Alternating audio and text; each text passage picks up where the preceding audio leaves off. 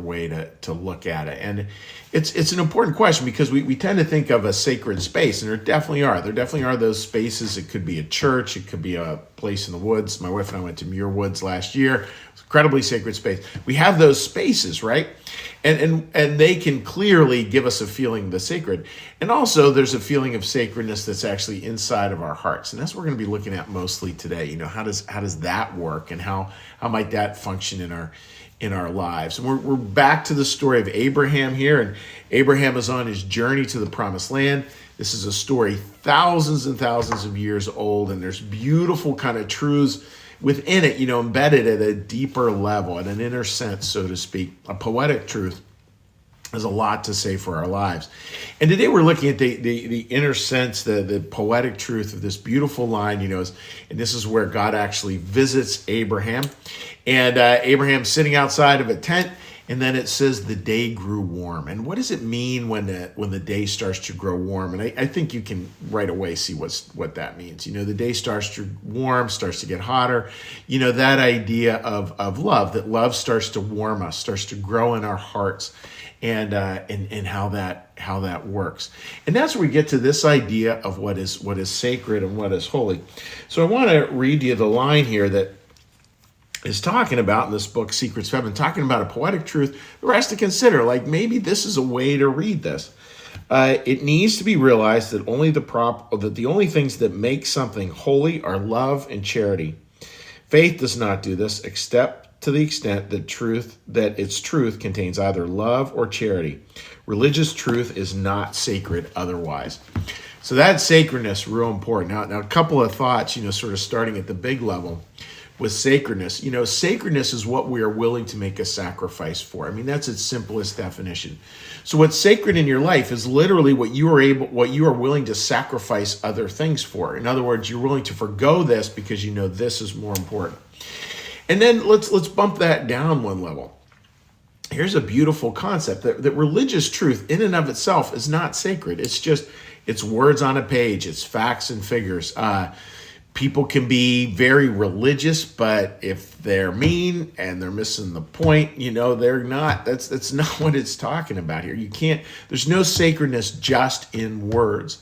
What there is a sacredness, religious truth, if it's connected to love and to charity. In other words, love, usefulness, service, whatever phrase you want to use there.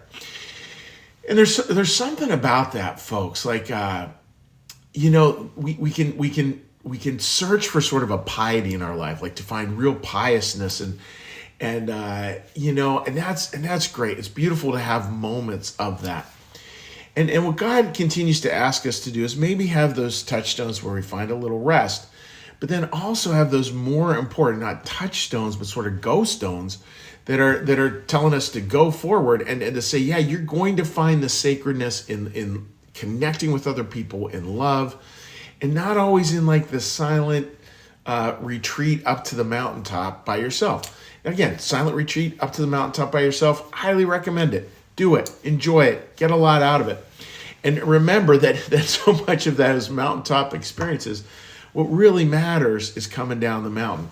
I mean, friends, you know this, I know this, right? Nothing grows on top of a mountain. You know, it's beautiful for a vista, but nothing grows up there.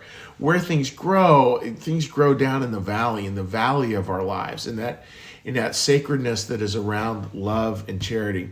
And one of the pieces I was thinking about this morning is God is asking of us to find that sacredness, to practice that sacredness in our everyday lives. It's not some big heroic quest all the time. Now, for some people, it is. I was talking to my stepson about this yesterday.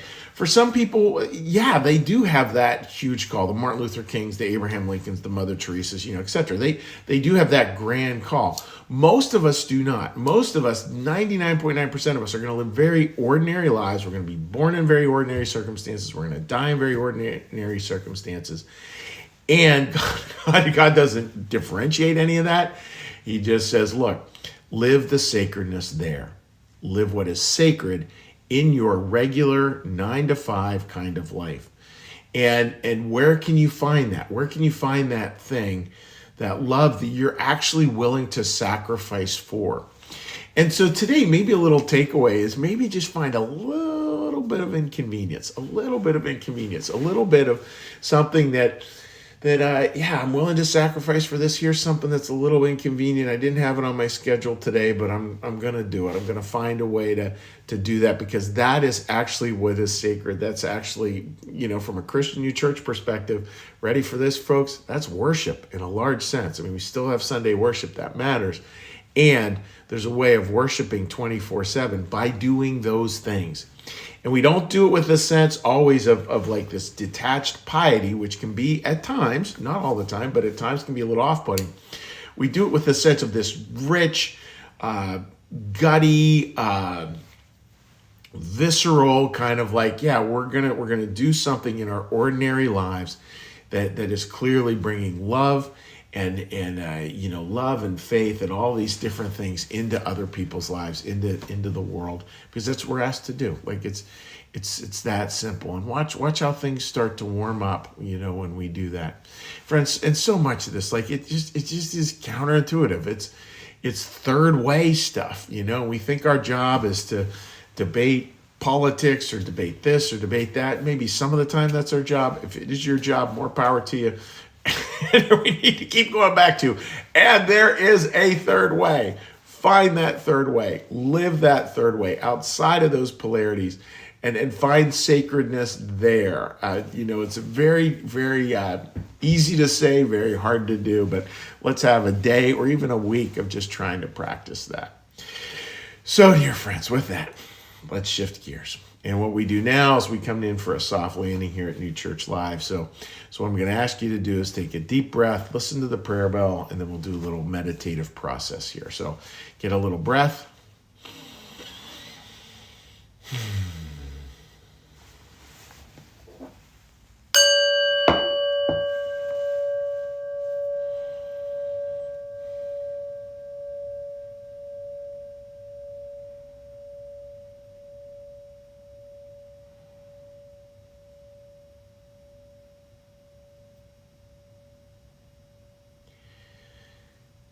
Be still and know that I am God.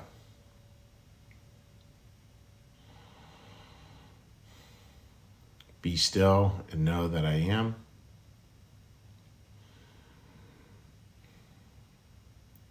Be still and know that I.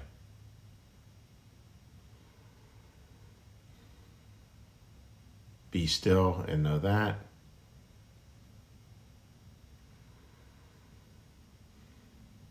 Be still and know.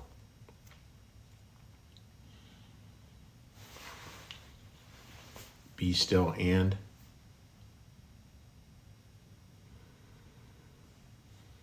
Be still.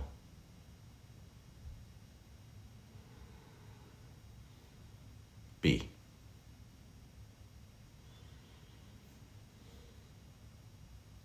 Our Father, who art in the heavens, hallowed be thy name.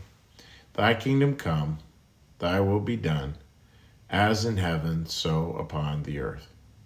Give us this day our daily bread, and forgive us our debts, as we also forgive our debtors. And lead us not into temptation, but deliver us from evil. For thine is the kingdom, and the power, and the glory forever. Amen. May the Lord bless you and keep you. May the Lord make his face to shine upon you and be gracious unto you. May the Lord lift up his countenance upon you, bring you peace, and bring you home. Amen. All right, dear friends, what I'm going to do now is we're going to hop on over and give a cheery hello to anyone who's left a comment on Facebook. And again, friends, I always like to remind people that anytime you leave a comment, it's so greatly appreciated. I know a lot of you leave comments later on in the weeks and months ahead, which is totally fine as well. It is great to just hear from people and to hear what is going on in their lives. So let's flip through here. All right, there we go. Sherry writes, beautiful fall day. And I could not agree more, Sherry. It just is gorgeous out. Like I'm looking out, I don't even see a cloud in the sky. So it's a beautiful day out here. Linda, good morning to you. Hope you're doing well, my friend. Melissa, good morning. Hope you're doing well and getting up to a Penn State game with that boy of yours. And Marcus, good morning to you, buddy. Great to see you joining us. And a closing note, friends. I know we have a lot of congregates down in the Florida area, and we just want to tell you that we're thinking about you today, and you're in our prayers today. And just